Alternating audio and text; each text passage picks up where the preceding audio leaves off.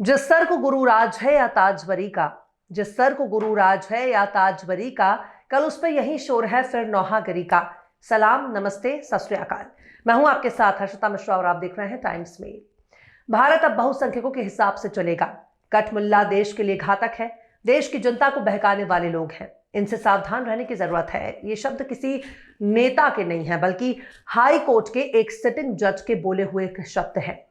खुद के संगी होने का परिचय दिया, लेकिन इनके बयान के बाद पूरे देश में जज की भाषा पर सवाल उठने लगा है कि एक नफरती जज आखिर अदालत में जज के ओहदे पर कैसे बैठ गया। क्या जज साहब ने अपनी काबिलियत के दम पर जज की कुर्सी पाई है, या इसमें भी कोई शॉर्टकट तरीका आजमाया गया? पर मुसलमानों के खिलाफ जहर उगलने वाले जज साहब के खिलाफ अब एक्शन हो चुका है। गाय गोबर और गौमूत्र की विकास गाथा सुनाने वाले जज साहब के खिलाफ अब हाईकोर्ट ने सबक सिखाया है। दरअसल हमारे देश में धीरे धीरे तमाम संवैधानिक पदों पर एक खास विचारधारा के लोगों को बैठा दिया गया, जो संविधान की शपथ लेते हैं पर ड्यूटी कहीं और निभा रहे हैं। वो जनता की सेवा की शपथ लेते हैं पर हाजिरी कहीं और लगा रहे होते हैं। ऐसे लोगों को संघी कहा जाता है। ऐसे लोगों को संविधान विरोधी कहा जाता है। ऐसे लोगों को आरएसएस का आदमी कहा जाता है। पर अब अदालतों के भीतर इस तरह से संघियों ने डेरा डाल लिया, तब से कुछ जज साहब को सपने में भगवान राम दिखाई देते हैं।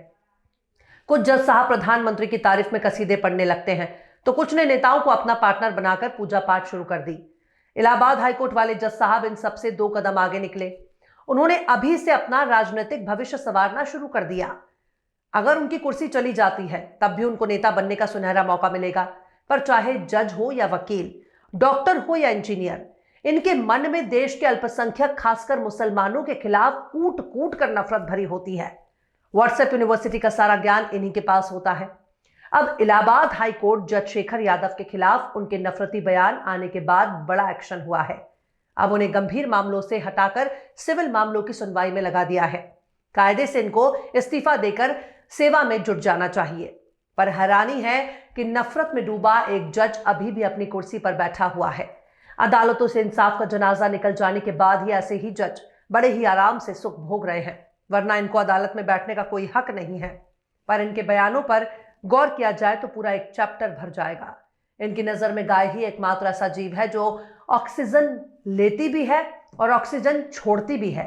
पर अगर ऑक्सीजन छोड़ना ही है तो गाय को ऑक्सीजन लेने की क्या जरूरत? इन्होंने गाय की तारीफ करते हुए यह भी कहा था कि गाय का दूध सूरज की किरणों को विशेष ऊर्जा देता है, जिसकी वजह से बारिश होती है। मतलब जो सूरज पूरी दुनिया और यूनिवर्स को रोशनी देता है, ऊर्जा देता है, उसे गाय का दूध ऊर्जा देता है। उन्होंने ये भी कहा कि गाय के दूध, घी, दही, मूत्र और गोबर से बने पंचगव्य से कई असाध्य रोगों के उपचार में मदद मिलती है। इसी के साथ उन्होंने कहा था कि भारत तभी समृद्ध होगा जब गायों का सम्मान किया जाएगा। मतलब अब गाय को सम्मान देने के लिए नेताओं को कुर्सी से हटकर उनकी जगह पर गाय को बैठा देना चाहिए, या फिर अपने अपने घर से माँ बाप को बेदखल करके गाय को लाना चाहिए। आखिर किस तरह से सम्मान देने से गाय का सम्मान होगा, इस बारे में भी जज शेखर यादव को बताना चाहिए। पर इनके विवादित बयान यहीं खत्म नहीं होते।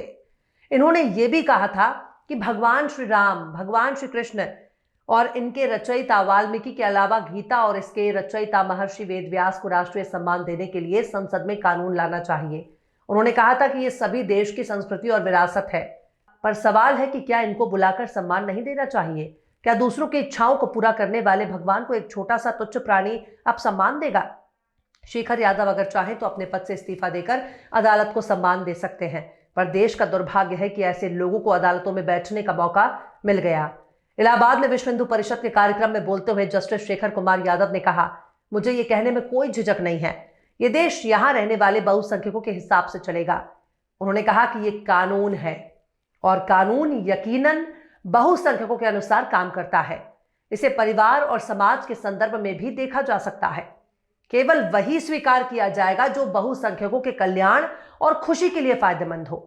इस मौके पर जस्टिस शेखर यादव ने समान नागरिकता संहिता पर बोलते हुए मुसलमानों के खिलाफ अपने मन में नफरत को जग जाहिर करते हैं।